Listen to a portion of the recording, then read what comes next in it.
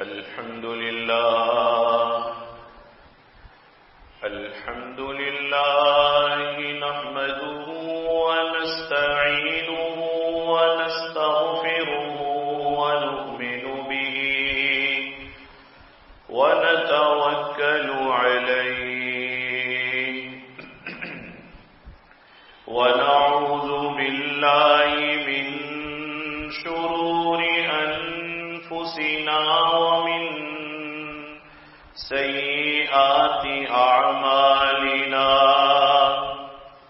من يهده الله فلا مضل له ومن يضلله فلا هادي له لا مثل له ولا مثال له ونشهد أن لا إله إلا الله وحده لا شريك له ونشهد أن سيدنا وسندنا وحبيبنا وحبيب ربنا وطبيب قلوبنا ومولانا محمدا عبده ورسوله صلى الله تعالى عليه وعلى آله وأصحابه وبارك وسلم تسليما كثيرا مولاي صل وسلم دائما أبدا على حبيبك من زالت به العصور أما بعد فقد قال رسول الله صلى الله عليه وسلم النكاح من سنتي وقال عليه الصلاة والسلام فمن رغب عن سنتي فليس مني صدق الله مولانا العظيم وصدق رسوله النبي الكريم ونحن على ذلك لمن الشاهدين والشاكرين والحمد لله رب العالمين.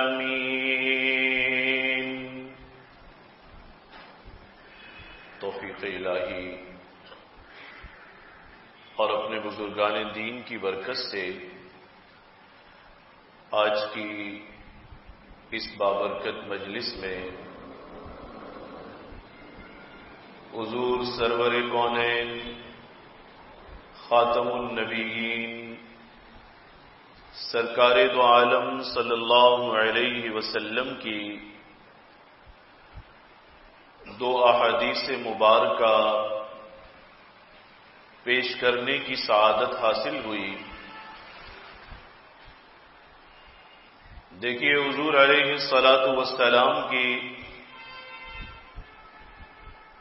بہت ساری سنتیں ہیں، آپ کے بہت سارے طریقے ہیں. انہی سنت میں سے آپ علیہ الصلاۃ والسلام کی ایک سنت مبارکہ ہے نکاح اور شادی کرنا. چنانچہ آپ علیہ الصلاۃ والسلام نے براہ راست نکاح کرنے کو اپنی سنت قرار دیا ہے، اپنا طریقہ قرار دیا ہے، اور گویا کہ ان سارے کے سارے رہبانیت کے دعووں کو باطل بھی قرار دے دیا۔ جو یہ کہا کرتے تھے کہ اللہ تک پہنچنا ہے تو نکاح اور شادی نہیں کر سکتے، اور اگر اللہ کو پانا ہے تو پھر ان سارے علائق سے، سارے تعلقات سے اپنے آپ کو دور رکھنا ہوگا۔ میں نے گزشتہ جمعے اس پر چند باتیں عرض کی تھیں۔ گویا رہبانیت کا خلاصہ یہ ہے، وہ کہتے ہیں کہ اگر آنکھ کے گناہ سے بچنا چاہتے ہو تو حل یہ ہے کہ آنکھیں نکال کر باہر رکھ دو، نہ آنکھیں ہوں گی نہ گناہ ہوگا۔ اسے کہا جاتا ہے یہ میدان کا شاہ سوار نہیں ہے، یہ مفرور ہے، بھاگنے والا ہے، کہ یہ میدان میں جم کر کھڑا نہیں ہو سکتا، مقابلہ نہیں کر سکتا، یہ آنکھوں کی حفاظت نہیں کر سکتا، یہ اللہ تعالی کا خیال پیش نظر رکھ کر اس تقاضے کی مخالفت نہیں کر سکتا، لہذا یہ فرار کا راستہ پکڑتا ہے۔ تو خیر وہاں نکاح سے بھی روکا جاتا ہے، شادی سے بھی روکا جاتا ہے، کہتے ہیں بھئی شادی کرو گے، بچے ہوں گے، مشاغل ہوں گے، علائق ہوں گے، تقاضے ہوں گے، ذمہ داریاں بڑھیں گی، اللہ کو کبھی یاد کرو گے؟ اس لیے بہتر یہ ہے کہ نہ نکاح ہو، نہ بیوی ہو، نہ بچے ہوں، نہ اولاد کے مسئلے ہوں، ہر وقت بس اللہ کو یاد کیا جائے۔ میں نے عرض کیا تھا جو فطرت سے انحراف کرے گا، چاہے وہ بڑا عالم ہو، بہت بڑا لاٹ پادری ہو، چاہے وہ کتنا پڑھا لکھا آدمی ہو، فطرت سے ٹکرانا ممکن نہیں ہے۔ دین کی تعلیمات کو پسے پش جو پھینکنے کی کوشش کرے گا اور کھڑے ہو کر اپنا وجود ثابت کرنا چاہے گا تو اس کا وجود پارا پارا ہو جائے گا۔ اللہ کا بنایا ہوا نظام ہے۔ فَأَلْهَمَهَا فُجُورَهَا وَتَقْوَاهَا۔ اب وہ نکاح نہیں کرتے، نتیجہ یہ نکلتا ہے کہ ان کے جو گرجا گھر ہیں اور پادریوں کے اڈے اور ٹھکانے ہیں وہ بدکاری کے مرکز بن گئے۔ سارا یورپ جو چرچ سے دور ہوا ہے اس کا سبب یہی ہے۔ وہ کہتے ہیں یہ ہمیں پاکیزگی کی تعلیم دیتے ہیں اور خود بدکار ہیں۔ آپ مجھے بتائیے، اللہ تعالیٰ نے ایک نظام ہمارے اندر رکھا ہے، پیوست کر دیا ہے، زُيِّنَ لِلنَّاسِ حُبُّ الشَّهَوَاتِ مِنَ النِّسَاءِ، مرد کے اندر عورت کا تقاضا ہے، عورت کے اندر مرد کا میلان ہے، کوئی انکار کر سکتا ہے اس سے؟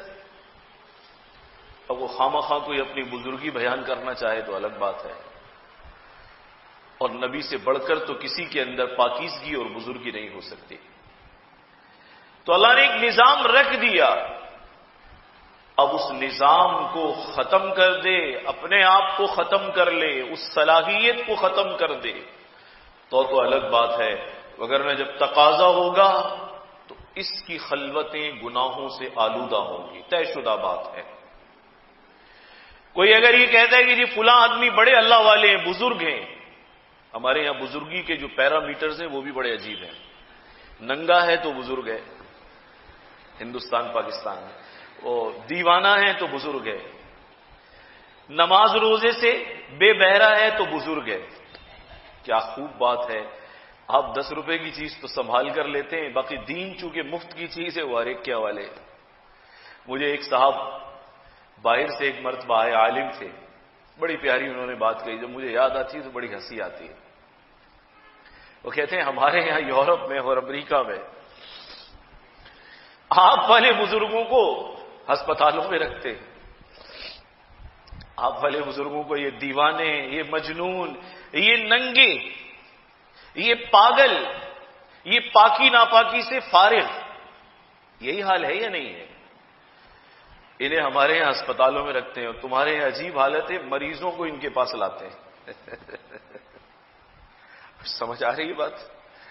کہنے لگے ہمارے یہاں یہ بیچارے قابل رحم ہیں، ان کا علاج کرایا جاتا ہے، پیسے خرچ کیے جاتے ہیں، اور آپ لوگ ان کے قدموں میں پیسے ڈال رہے ہوتے ہیں۔ جن دیوانوں کو قابل علاج سمجھا جاتا ہے، ان دیوانوں کے پاس عقل مند آ کر اپنے مسئلے بیان کر رہے ہوتے ہیں۔ میں نے بالکل ننگے آدمیوں کے سامنے، مجھے کبھی کبھی بعض دوست آپ میں سے کوئی ویڈیو بھیجتے، 3 پیس سوٹ میں 20 اور 21 گریڈ کے افسروں کو بیویوں کے ساتھ کھڑے دیکھا ہے۔ بہت خوب رہی، CSS کہاں کیا آپ نے؟ کہاں سے ڈگری لائے حضور آپ؟ اتنا شعور بھی آپ کے اندر نہیں آیا۔ اس سے مانگ رہے ہیں جس کے پاس عقل بھی نہیں ہے، اس سے مانگ رہے ہیں جس کے پاس کپڑا بھی نہیں ہے، لباس بھی نہیں ہے۔ خوب ڈگری لی آپ نے، پتہ نہیں کون سے جنگل سے اور غار سے ڈگری اٹھا لائے آپ، تو فطرت کا مقابلہ نہیں کیا جا سکتا۔ یہ نظام اللہ کا بنایا ہوا ہے، نکاح نہیں کرے گا تو زنا کرے گا۔ تو ہمارے یہاں کہتے ہیں کہ جی بڑے اللہ والے شادی نہیں کی، حضور سے بڑھ کر اللہ والا ہے؟ کیا پیرامیٹر ہیں بزرگی کے؟ یا تو ان چیزوں کو معیار بنا لیجیے کمال کا جو سب سے اکمل اور اجمل اور احسن ہستی گرامی سرکار دو عالم صلی اللہ علیہ وسلم کی صفات کمال ہیں، یا تو اس کو بنا لیجیے معیار اور پیرامیٹر، یا پھر ہر گلی کے آدمی کو بنا دیجیے۔ یہ بزرگی نہیں ہے، یہ فطرت سے لڑنے والی بات ہے، سنت کے خلاف چلنے والی بات ہے۔ سنت یہ نہیں ہے کہ رہبانیت اختیار کر لے، سنت یہ ہے شادی کرے، بیوی ہو، بچے ہو، ان کی ضروریات ہو، ان کے ساتھ صحت اور بیماری کے مسائل بھی ہوں، اوڑھنے پہننے نان نفقے کے مسائل بھی ہوں، اور جب اذان ہو تو پھر سب کو بھول کر اللہ کے گھر بھی حاضر ہو۔ یہ باکمال ہے، یہ باکمال ہے۔ بعض روایات سے پتہ چلتا ہے کہ فرشتوں نے جب حضرت آدم علیہ السلام کی تخلیق کا اللہ نے اعلان فرمایا تھا، انی جاعل فی الارض خلیفہ، بتایا تھا نا کہ میں زمین میں اپنا نائب اور خلیفہ مقرر کر رہا ہوں، تو فرشتوں نے کہا تھا اتجعل فیہا من یفسد فیہا ویسفک الدماء ونحن نسبح بحمدک ونقدس لک، آپ اس کو بنا رہے ہیں جو خون بہائے گا، لڑے گا، جھگڑے گا، باقی عبادت تو ہم کرتے ہیں، تسبیح کرتے ہیں، پاکی بیان کرتے ہیں۔ اللہ تعالیٰ نے ان کو اس وقت یہ جواب دیا کہ میں وہ جانتا ہوں جو تم نہیں جانتے، اور پھر اس کے بعد اس انسان کو پیدا کر دیا۔ واقعی اس نے بڑے جھگڑے کیے، زمین میں فساد بھی مچایا، خون ریزی بھی کی اس انسان نے، لیکن ایک گھڑی آتی ہے جب ملائکہ کے سامنے ذات باری تعالی اپنے اس بندے پر رشک بھی فرماتے ہیں۔ یہ بیچارہ کاروبار سے اٹھتا ہے، بیوی بچوں کو چھوڑتا ہے، سارے مسائل سے صرف نظر کرتا ہے، کتنی الجھنیں اس کے ساتھ لگی ہوئی ہے۔ گاہک کہتا ہے کہ جی پہلے مجھے میرا سامان دے کر جاؤ، کہتا ٹھہرو نماز پڑھ لو۔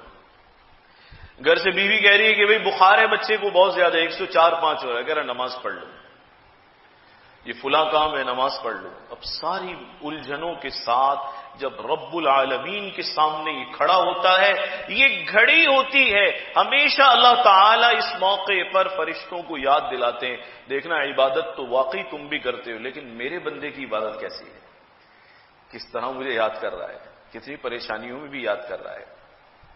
تو نکاح حضور علیہ الصلوۃ والسلام کی سنت ہے۔ بعض حالتوں میں اس کا کرنا فرض عین ہو جاتا ہے، صرف سنت نہیں رہتا۔ فرض عین کس وقت نکاح ہے؟ بدکاری میں ملوث ہے، بدکاری کر رہا ہے، خلوتیں تنہائیاں ناپاک ہو رہی ہیں، گناہوں میں مبتلا ہو رہا ہے، اب علماء نے لکھا فرض نہیں، فرض عین ہے، اپنے ایمان کی حفاظت کے لیے سب سے پہلے نکاح کرے۔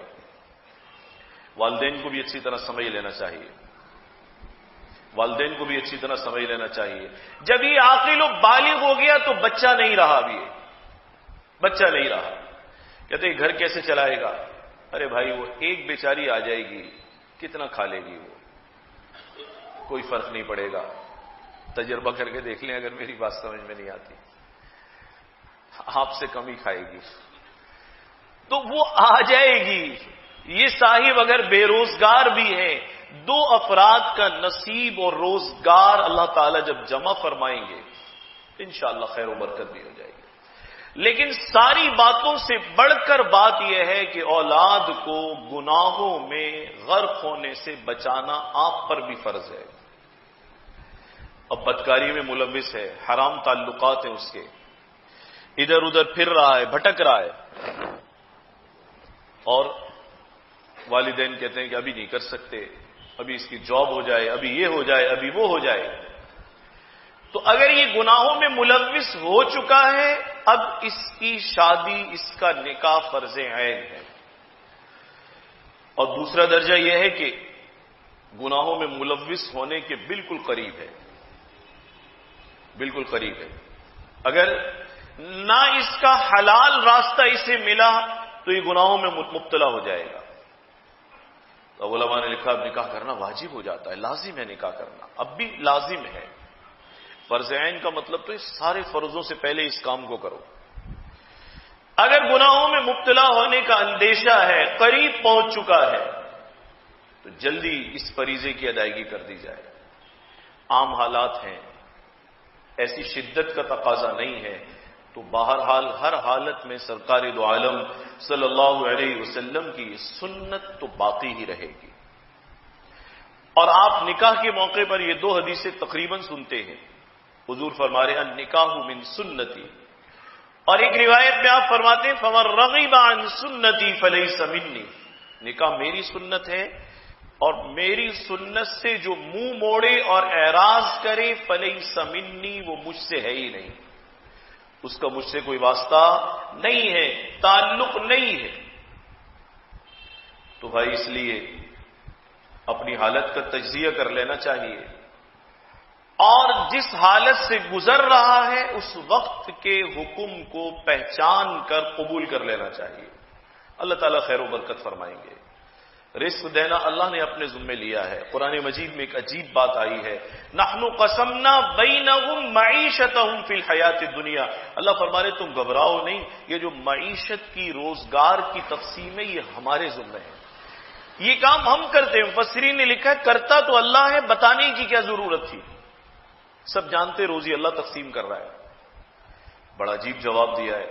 ایک جماعت کا قول یہ ہے، فرماتے ہیں کہ انسانوں کو باور کرا دیا تیرے باپ کو ہاتھ میں بھی روزی کی تقسیم نہیں دی، باپ بھی ناراض ہو جائے تو سب سے پہلے روزگار سے کھڑا کرتا ہے، تمہیں آگ کیا میں نے، کرتا ہے یا نہیں کرتا؟ سب سے پہلے اسی سے فارغ کرتا ہے وہ۔ تو وہ بھی کہہ دیتا ہے کہ کوئی واسطہ نہیں ہے، کوئی تعلق نہیں ہے، تمہیں گھبرانا نہیں، یہ معاملہ تو نہ باپ کو دیا، نہ ماں کو دیا، نہ بھائی کو دیا، نہ بہن کو دیا، نہ کسی عزیز کو دیا، قسمنا بینہم معیشتہم فی الحیات الدنیا، تم گھبرانا نہیں، اس تقسیم پر تمہارا رب خود بیٹھا ہوا ہے۔ رب ہی تو بیٹھا ہے نا، جتنے حوصلے ہیں، جو کمیونسٹ ہے اس کو بھی کھلا رہا ہے یا نہیں کھلا رہا، جو بالکل اللہ کے وجود کا منکر ہے اسے بھی مل رہا ہے یا نہیں مل رہا، اللہ اسے بھی عطا فرما رہے ہیں۔ تو جب اس پوسٹ پر، اس مقام پر یہ منصب ذات باری تعالیٰ نے اپنا بتا دیا ہے، اب فکر کرنے کی کیا ضرورت ہے؟ اب اپنے آپ کو گناہ سے بچائے، نکاح کرے، نکاح کرے۔ اور بھائی نکاح کہاں کرے، یہ بھی ایک مسئلہ کھڑا ہو گیا ہے۔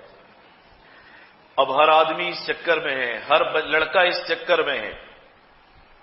بعض مرتبہ بعض لوگ آتے ہیں، وہ اس خیال سے کہتے ہیں کہ پتہ نہیں مفتی صاحب کے بہت رشتے آتے ہوں گے کہتے ہیں بھی کوئی رشتہ ہو تو بتانا۔ تو کبھی کبھی وہ ایسا اظہار کرتے ہیں جی لڑکا یہ چاہتا ہے کہ عمر بھی کم ہو، خوبصورت بھی بہت ہو، ناک نقشہ بھی بہت اچھا ہو، گھرانہ بھی بڑا مالدار ہو، مال بھی اور حسن و جمال بھی، منصب بھی اور حیثیت بھی، اور جس خان صاحب کے لیے رشتہ مانگ رہے ہیں اس کا اپنا رنگ تو گورا نہیں ہے۔ تو سامنے والے کی بیٹی میں اتنی شرطیں لگانے سے پہلے اس کا منہ بھی دیکھنا چاہیے وہ کیسا ہے۔ اس چکر میں بھی رشتوں میں بہت دیر ہو رہی ہے، اب پسند ناپسند، پسند ناپسند. ایک مرتبہ کسی بچی کا خط آیا ہمارے یہاں کچھ سال پہلے. انہوں نے لکھا کہ آپ اس موضوع پر بیان کم کرتے ہیں. مجھے خیال ہے بھائی واقعی کرنا چاہیے، معاشرتی مسائل کو تو زیادہ بیان کرنا چاہیے. کہا جی ہماری حالت یہ ہے، گھروں میں رشتہ دیکھنے والے آتے ہیں اور اس طرح سے پسند ناپسند ان کی چل رہی ہوتی ہے جیسے کسی انسان کا رشتہ دیکھنے نہیں آئے، وہ بکری خریدنے آئے. اور ذرا ذرا سی بات پر ہمارے بچے کا قد تو اونچا ہے، اس کا قد تو بالکل چھوٹا ہے، اس کی رنگت اتنی اچھی نہیں ہے، ناک اس کی ایسی ہے اور ویسی ہے. تو بھائی بات یہ ہے کہ اتنی لمبی فرمائشوں کی فہرست بنا لینا اچھا نہیں ہے. زیادہ تر آج کل شکل دیکھی جا رہی ہے، حسن و جمال دیکھا جا رہا ہے، اور ظاہری وجاہت اور مالداری دیکھی جا رہی ہے کہ بھئی یہ چیز ہونی چاہیے. یہ نہیں دیکھتے اس کا کردار لڑکے کا کیسا ہے، اس کا اٹھنا بیٹھنا کہاں ہے، اس کا خاندان کیسا ہے. کہ جی مالدار ہے تو بس ٹھیک ہے. اب اس کی وجہ سے کتنے اچھے اچھے رشتے، بس وہ ذرا ذرا سی بات پر یہ بھی ٹھیک نہیں، یہ بھی ٹھیک نہیں، اس میں یہ کمی ہے، اس میں یہ کمی ہے، اس میں یہ کمی ہے. اگر وہ اپنی کمی دیکھے تو اس کو پتا چلے گا مجھ سے تو بہتر ہی ہوگا یہ رشتہ. میں تجربے کی بنیاد پر عرض کر رہا ہوں. تو اتنی سخت فہرست بنا لینا اور پھر کوشش کرنا کہ ساری ریکوائرمنٹس اس کے اندر پوری ہو جائے. بعض مرتبہ بعض چیزیں، یہ چند چیزیں پوری ہو جاتی ہیں، مالدار رشتہ مل گیا اور حسن و جمال کے اعتبار سے اچھا رشتہ مل گیا، لیکن بعد میں شکایت کرتے ہیں جی اخلاق بڑے خراب ہیں، بیوی کے بھی اور سسرال والوں کے بھی. تو آپ نے اخلاق کی تو ڈیمانڈ ہی نہیں کی تھی. آپ نے کب اخلاق مانگے تھے؟ صاحب آپ تو لالچ سے بھرا ہوا دل لے کر گھوم رہے تھے کہ میرا خالی گھر بھر جائے بس. معذرت کے ساتھ آپ نے کب اخلاق تلاش کیے تھے؟ آپ نے کب پردہ تلاش کیا تھا؟ آپ نے کب سیرت تلاش کی تھی؟ آپ نے کب کردار تلاش کیا تھا؟ آپ تو تھے ہی مال کے پیچھے. مل گیا مال یا نہیں ملا؟ اسے مل گیا تو بس اسی پر قناعت کیجئے، صبر کیجئے، صبح شام سامان دیکھا کریں آپ. باقی اب اس کی زبان ہلکی چلے یا تیز چلے، اب آپ کو اس سے کیا تکلیف ہے؟ کہتے اب یہ صحیح ہو جائے گی، اب یہ نہیں صحیح ہوگی، اب یہ زبان صحیح نہیں ہوگی، ابھی آپ کو صحیح کرے گی ابھی آپ کو ٹھیک کرے گی. خدا کے لیے معیار بنائیں اس کی سیرت کو، کردار کو. حضور علیہ الصلوۃ والسلام نے تلقین فرمائی ہے، صاف طور پر فرمایا کہ مومن جب رشتہ دیکھتا ہے، ہدایات بھی ہیں کہ دیکھو بھئی برابری دیکھو، ظاہری دنیا داری میں قریب قریب ہو، برابر ہو، اور اس کے ساتھ ساتھ سیرت دیکھو، کردار دیکھو، دین دیکھو اس کے اندر، اس کے اخلاق کیسے ہیں، گھرانہ پردہ کرتا ہے یا نہیں کرتا، لوگوں میں کیسی شہرت ہے. یہ نہ دیکھو کہ صرف حسین و جمیل ہو اور مال والی ہو. تو بھائی جو چیز آپ دیکھیں گے اس کا مطلب یہ جو بوئیں گے وہ کاٹیں گے. اب انتہائی مالدار رشتہ تو بھائی اس کے ساتھ ساتھ باقی چیزیں بھی تو آئیں گی نا، اور باقی چیزوں کو گوارا کرنا اور برداشت کرنا بھی آپ ہی کی ذمہ داری ہے. اب وہ برداشت نہیں ہوتی. میرا حسن و جمال دیکھ لیا. اب یہ صورتحال ہے، نوجوان بیٹھے ہوئے ہیں، اللہ کرے ان کو بات سمجھ میں آئے. یہ بیچارے آج کل رشتہ کہاں پسند کرتے ہیں؟ فیس بک پر پسند کرتے ہیں. یہ ابھی نئی جگہیں کھل گئی ہیں. یا فٹ پاتھ پر پسند کرتے ہیں، فٹ پاتھ پر کرتے ہیں پسند، اور چلتے پھرتے کرتے، بس میں پسند کرتے ہیں، ریل میں پسند کرتے ہیں، یہ راہداریوں میں پسند کرتے ہیں رشتہ. اور وہ جناب اس کو وہ تصویر کہیں دیکھ لی، کہیں پر لگی ہوئی، اس کے بعد وہ پسند کر لیا. تو اس میں اس نے کیا دیکھا؟ ایک تصویر سے کچھ سوال پوچھ سکتا ہے؟ نہیں پوچھ سکتا. اس کی سیرت، اس کا کردار، اس کا گھرانہ، نیکی، دین کیسا ہے، یہ ساری چیزیں دیکھ سکتا ہے. میں اپنے نوجوان بھائیوں سے، بچوں سے کہہ رہا ہوں یہ بات. چنانچہ شکل پسند آ گئی. اب اس کے بعد جناب آپ نے وہ شکل دیکھی اور بڑی اچھی حالت میں دیکھی. یہ شکل بگڑی ہوئی تو بعد میں دیکھیں گے. آپ نے اخلاق نہیں دیکھے. اب ماں باپ سے کہتے ہیں کہ جی مجھے تو اس سے محبت ہو گئی, یہی شادی کراؤ, بس یہی شادی کرا دو. ارے صاحب کچھ پرکھا تو ہوتا, خاندان دیکھا ہوتا, گھرانہ دیکھا ہوتا, کیسے لوگ ہیں, تمہاری ٹکر کے بھی ہیں یا نہیں ہیں, کردار کیسا ہے, شہرت کیسی ہے. اچھے اچھے گھرانوں کے بچے اب ایسی جگہ رشتہ کرنے کا کہہ رہے ہیں جہاں ان کے نظریات ہی صحیح نہیں ہے. بھائی اہل سنت والجماعت کا بچہ ہے اور اہل تشیعوں میں رشتہ کرنا چاہتا ہے. کیا وجہ ہے؟ ایمان بھی پیچھے ہے, عقیدہ بھی ختم ہو گیا. کیا چیز پسند آ رہی ہے؟ کہتے جی چہرہ اچھا لگ رہا ہے. میں نہیں کہتا کسی کا گھر خراب ہو, لیکن جب تم ایمان کو پس پش ڈالو گے کل اس چہرے سے بھی تمہیں نفرت ہو جائے گی. کتنے گھروں سے سوال آتا ہے. ابھی اسی سال کے دوران اس عقیدے کے فرق سے 4-5 کے قریب سوالات ہمارے دارالفتہ میں آ چکے ہیں. بچی صحیح عقیدے والی ہے, غلط عقیدے والے سے شادی کرنا چاہتی ہے. کیا نظر آ رہا ہے؟ صرف چہرہ. بچہ صحیح العقیدہ گھرانے سے تعلق رکھتا ہے, غلط گھرانے غلط عقیدے والوں کے پاس رشتہ کرنا چاہتا ہے. کیا نظر آ رہا ہے؟ کیا دیکھا اس نے؟ یہ تو طے ہے نا, نہ اس نے عقیدہ دیکھا, نہ دین دیکھا, نہ مذہب دیکھا, نہ اخلاق دیکھے, نہ کردار دیکھا, نہ سیرت دیکھی. اگر سب کچھ دیکھا ہوتا تو پہلے قدم پر ہی پیچھے ہٹ جاتا. تو وہ کہتا ہے کہ جی میں نعوذ باللہ من ذالک, اللہ ایمان کی حفاظت فرمائے, یہ ساری چیزیں مٹی میں مل جائیں گی, یہیں رہ جائیں گی, ساتھ ایمان قبر میں جائے گا.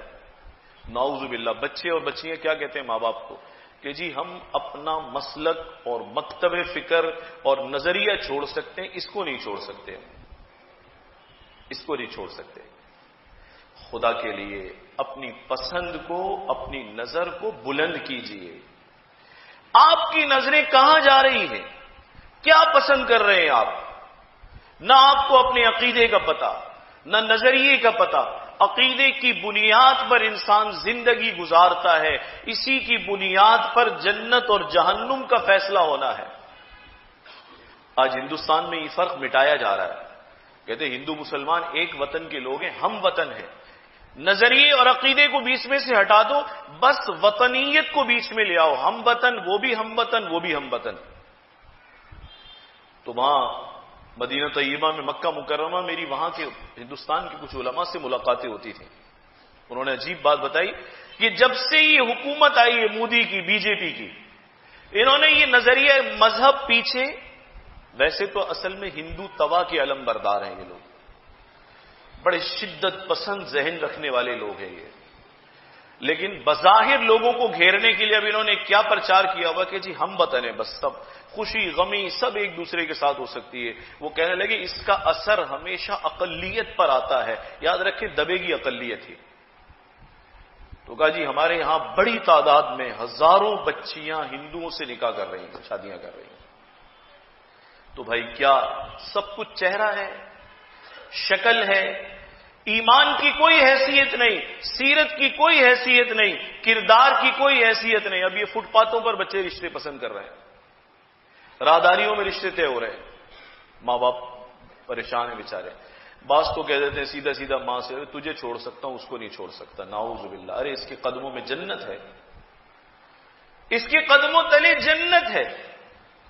اللہ تعالیٰ نے جنت تمہاری ماؤں کے قدموں میں ڈال دی ہے. کبھی اس پر غور کیا ہے؟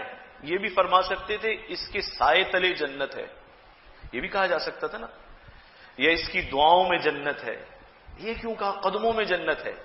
علماء نے لکھا, یہ سمجھانے کے لیے کہا کہ جنت جیسی عظیم نعمت بھی ماں کے آگے اتنی حیثیت رکھتی ہے کہ اللہ نے ڈالا بھی تو اس کے قدموں میں ڈال دیا.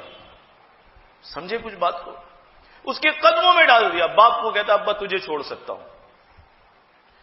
میں آپ کو باوضو ہوں, جمعے کا دن ہے, ممبر پر ہوں, آپ کو یقین سے کہتا ہوں جس نے صورت کی بنیاد پر شادی کی اور رشتہ کیا, یہ گھر نہیں چلتا کبھی بھی.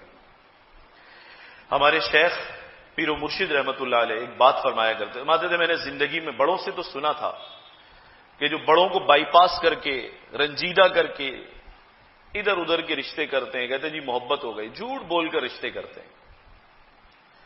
اب اس کی تصویر دیکھی، اس نے لڑکے کی تصویر دیکھی. لڑکا اگر الٹے توے کی طرح کالا بھی ہے نا، بالکل بالکل کالا. تو مجھے ایک صاحب بتا رہے تھے، پتہ نہیں، میں تو یہ نہیں سمجھتا آپشن کیا ہوتے ہیں. کہتے کوئی ایسے آپشن ہوتا ہے کالا رنگ بھی گورا ہو جاتا ہے، اس میں کیا ہوتا ہے پتہ نہیں، ایسا آپشن ہوتا ہے. اب اس کو تصویریں جو بھیج رہا ہے وہ بڑی صاف ستھری بھیج رہا ہے، وہ بھی دیکھ دیکھ کر حیران ہو رہی. آپ کا بزنس کیا ہے؟ ہمارے کارخانے ہیں.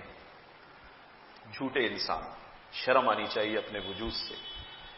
تم گھر چلانے جا رہے ہو، دھوکے پر جس گھر کی بنیاد رکھی جائے وہ گھر چلے گا؟ کبھی اپنی اس بات سے گھن نہیں آتی؟ تمہیں جھوٹ بولنا پڑ رہا ہے اپنے لیے.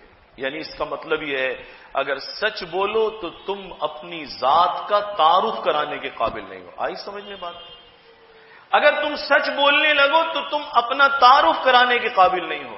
کمال تو یہ ہے، ہمارے حضرت فرمایا کرتے تھے بچے کا رشتہ کرو کسی کی بچی سے، اگر اس میں 30 خوبیاں ہیں تو 20 بتاؤ.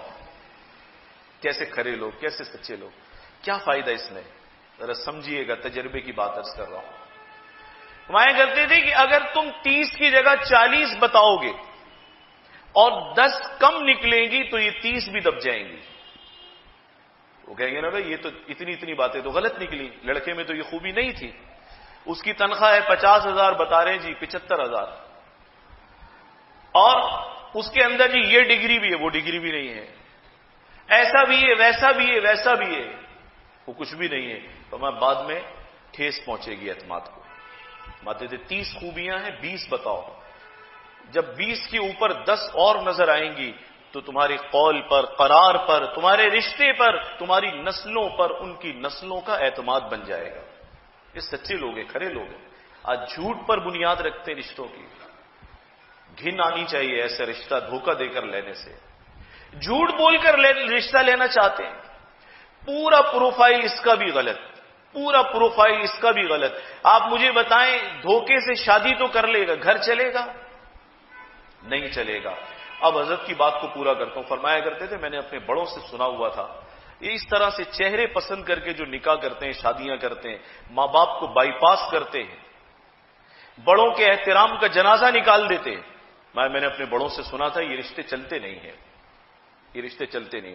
اور اگر پسند کا معاملہ بھی ہو تو بڑوں کی منشا سے کرے، ان کی مرضی سے کرے، انہیں بیچ میں ڈال کر کرے. اگر اللہ نے مقدر فرمایا ہوگا تو ہو جائے گا، مقدر نہیں کیا ہوگا تو نہیں ہوگا. اور اگر کوئی رشتہ بہت پسند بھی آ جائے پھر بھی یہ دعا مانگے، یا اللہ اگر بہتر ہے تو مقدر فرما دے، بہتر نہیں ہے تو بہتر عطا فرما دے. میں نے ایک نوجوان کو ایک مرتبہ کہا، بڑا عشق کا بھوت چڑھا ہوا تھا، بڑا بہت زوروں پر چڑھا ہوا تھا. میں نے کہا تم یہ دعا مانگا کرو جو استخارے میں بھی جملہ آتا ہے. کہنے کہ کیا دعا مانگوں؟ میں نے کہا یہ دعا مانگا کرو، یا اللہ اگر بہتر ہے تو مقدر فرما دے. کہنے ٹھیک ہے، اور اگر بہتر نہیں ہے تو اس سے بہتر عطا فرما دے. کہنے یہ کیسے کہوں گا میں؟ یہ کہنا چاہیے کہ اگر بہتر ہے تو اللہ یہ مقدر کر دے، اور اگر یہ بہتر نہیں ہے تو اس سے بہتر مقدر فرما دے، اس سے بہتر مقدر فرما دے. تو خیر حضرت فرماتے تھے کہ جو یہ ساری والدین کے احترام اور خوشیوں کا جنازہ نکال کر، صرف شکل دیکھ کر اور جھوٹ بول کر، یہ کہتے پسند کا رشتہ کر لیا جی، یہ پسند آ گیا، وہ پسند آ گیا. چلتی پھرتی کوئی پسند ہوتی ہے؟ دیکھا نہ بھالا، نہ گھر کا پتہ، نہ خاندان کا پتہ، نہ کردار کا پتہ، نہ اخلاق کا پتہ، کسی چیز کا پتہ نہیں جی، پسند ہو گئی بس. میں کرتے تھے، میں نے دیکھا، بڑوں سے تو سنا ہوا تھا کہ یہ گھر چلتے نہیں. حضرت فرماتے تھے میں نے دیکھا 20 مثالیں اپنی زندگی میں دیکھی، 19 کے تو میں نے گھر بہت جلدی ٹوٹتے دیکھے. اللہ معاف فرمائے، آج کل بھی یہی صورتحال ہے. 6 مہینے شادیاں نہیں چل رہی، 6 مہینے میں طلاق ہے. اب مجھے بتائیں جہاں 100% جھوٹ بول کر رشتہ حاصل کیا گیا ہوگا وہاں گھر چلے گا؟ اسے تو نفرت ہو جائے گی. انہوں نے کہا جی گاڑی بھی ہے، گھر بھی ہے، بینک بیلنس بھی بڑا ہے، یہ بھی ہے اور وہ بھی ہے. پتہ چلا جی یہ تو اپنا پیدل ہے بالکل، جوتے چٹکانے والا آدمی ہے، جھوٹ بول کر رشتہ حاصل کر لیا. عزت اور قدر اور اہمیت ہوگی؟ کیا خرید رہے ہیں آپ؟ میں اپنے نوجوان بھائیوں سے مخاطب ہوں، کیا خرید رہے ہیں آپ؟ ہر چیز سے دستبردار ہوئے، شکل دیکھ رہے ہیں، کل کو شکل سے نفرت ہو جائے گی۔ خیر پر شادی کی بنیاد، نکاح کی بنیاد خیر پر رکھیں، سیرت پر رکھیں، درست عقیدے پر رکھیں، کردار پر رکھیں۔ یہ کیا بات ہوئی کہ اس کو نہیں چھوڑ سکتے؟ ہم اپنا مذہب چھوڑ سکتے ہیں، اپنا نظریہ چھوڑ سکتے ہیں، یہ کہنے والی بات ہے؟ نعوذ باللہ، جس پر تم نے، تمہارے بڑوں نے حق سمجھ کر زندگی گزاری، وہ گیا مٹی میں، بس یہ رشتہ ہونا چاہیے۔ تو بھائی جہاں ساری چیزوں کو چھوڑ دیا جائے گا وہاں گھر چلے گا؟ کبھی بھی نہیں چلے گا۔ وہ جھوٹ تو کھلنا ہے نا، کون سی گاڑی، کون سا بنگلہ، کون سا بینک بیلنس، کون سی حیثیت، کون سی ڈگری، کون سی تعلیم، جب سارا جھوٹ بولا جائے گا یہ گھر نہیں چلے گا۔ اگر کوئی بے وقوف سمجھتا ہے کہ چل جائے گا تو یہ ہمارے توقع سے زیادہ احمق آدمی ہے۔ اس لیے 3 مہینے میں، 4 مہینے میں اتنے خلا کے کیس آتے ہیں۔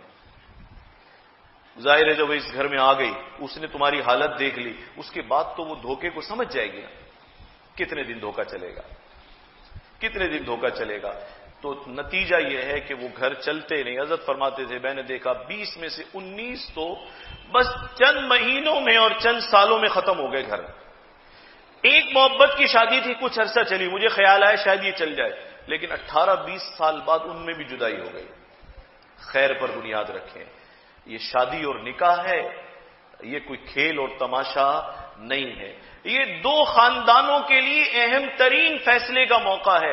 بڑوں کی رضا کو شامل کریں، تحقیق کریں، تفتیش کریں، پسند ناپسند چہرہ بعد میں، سیرت، کردار، اخلاق پہلے۔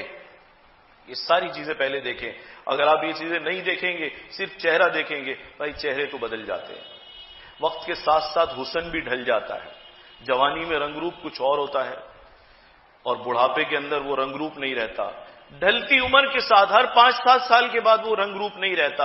اگر آپ نے رنگت کو پسند کیا ہے، چہرے کے نقوش کو پسند کیا ہے، تو وقت کے ساتھ ساتھ آپ کی پسند ویسے ہی زوال پذیر ہو جائے گی، ختم ہو جائے گی۔ سیرت دیکھیں، اخلاق دیکھیں، کردار دیکھیں، والدین کی رضامندی کو دیکھیں، صحیح عقیدہ دیکھیں۔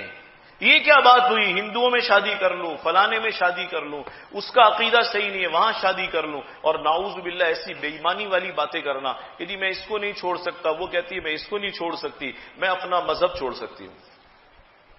یعنی خود سے فیصلہ کر لیا کہ ہم جہنم میں جانا پسند ہے ہمیں، باقی اس کو چھوڑنا پسند نہیں، تو جائیے اس کے ساتھ جہنم میں۔ خدا کے لیے یہ معیار نہیں ہے۔ میں اپنے نوجوان بھائیوں سے، بچوں سے کہوں گا، اپنے والدین کی رضا کو دیکھیں، اس میں ان کی دعائیں لیں، وہ دعائیں دے کر بچی کو رخصت کریں، یہ آباد رہے گی۔ وہ دعائیں دیں اور تمہارے نئے خاندان کی تشکیل ہو، انشاءاللہ یہ تشکیل بڑی مضبوط ہوگی، خیر کے اثرات نسلوں تک جائیں گے۔ لیکن ماں باپ کا دل دکھا کر، چلتے پھرتے بھاگ کر کورٹوں میں ادھر ادھر، پھر بعد میں زندگی کورٹوں میں گزر رہی ہیں۔ پہلے کورٹوں میں نکاح کر لی، اب کورٹوں میں خلا مانگ رہے ہیں، یہی نتیجہ ہوگا نا۔ تو یہ معیار نہیں ہے نکاح کا، یہ معیار نہیں ہے شادی کا۔ یہ راستوں پر چلتے ہوئے اور فیس بک پر پسند کر لیں، یہ معیار نہیں ہے نکاح کرنے کا۔ دیکھ کر، تحقیق کر کے، برابری ہے یا نہیں، خاندان کیسا ہے، لوگ کیسے ہیں، سب سے پہلے عقیدہ کیسا ہے، ان کی شہرت کیسی ہے، اخلاق اور کردار کیسا ہے۔ اس کے بعد اللہ اگر حسن و جمال بھی دیں، مال بھی دیں، تو یہ اللہ تعالیٰ کی جانب سے ملنے والی اضافی نعمتیں آخر دعوانا۔